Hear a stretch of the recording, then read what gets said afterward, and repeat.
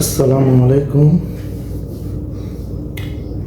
দেখেন, জামাতকে লোকজন কেন ভয় পায়, জামাতের নেতাকর্মীদেরকে, জামাত শিবিরকে কেন ভয় পায়, উনি সেটাকে বলে দিচ্ছে। শোনেন কি বলে, শোনেন। জামাতের কৌশলের সাথে, জামাতের চাণক্য নীতির সাথে, জামাতের রাজনৈতিক প্রজ্ঞার সাথে এবং জামাতের আধুনিক রাজনীতির ম্যাকিয়াভেলির চর্চা জামাত যত ভালো করতে পারবে, বাংলাদেশে এমন কোনো রাজনৈতিক দল নেই তাদের মতো করতে পারবে। এই দিক থেকে জামাতকে ভয় পাওয়ার কারণ এটাই। জামাত যে কোনো সময় যে কোনো রাজনৈতিক পট পরিবর্তন করার ক্ষমতা রাখে, এটাই হলো মূল কারণ।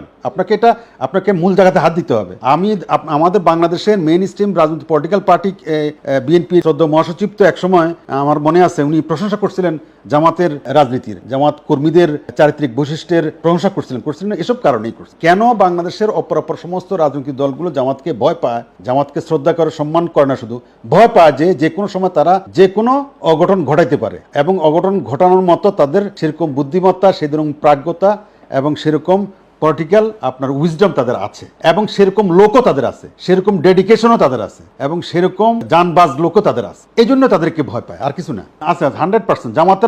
জামাতের না থাকলে কার আছে? আর দেশ পরিচালনার মেইন কাজ হচ্ছে সাহস এবং সততা। সাহস এবং সততার দিক থেকে আমার তো মনে হয় না বাংলাদেশের আর কোনো রাজনৈতিক দলের নেতা কর্মীদের তাদের চাইতে বেশি সাহস এবং সততা আছে বলে আমার তো অন্তত মনে হয় না।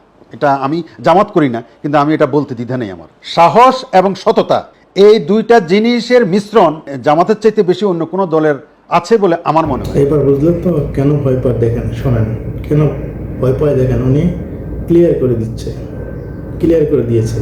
দেখেন। ওকে, ভালো থাকেন।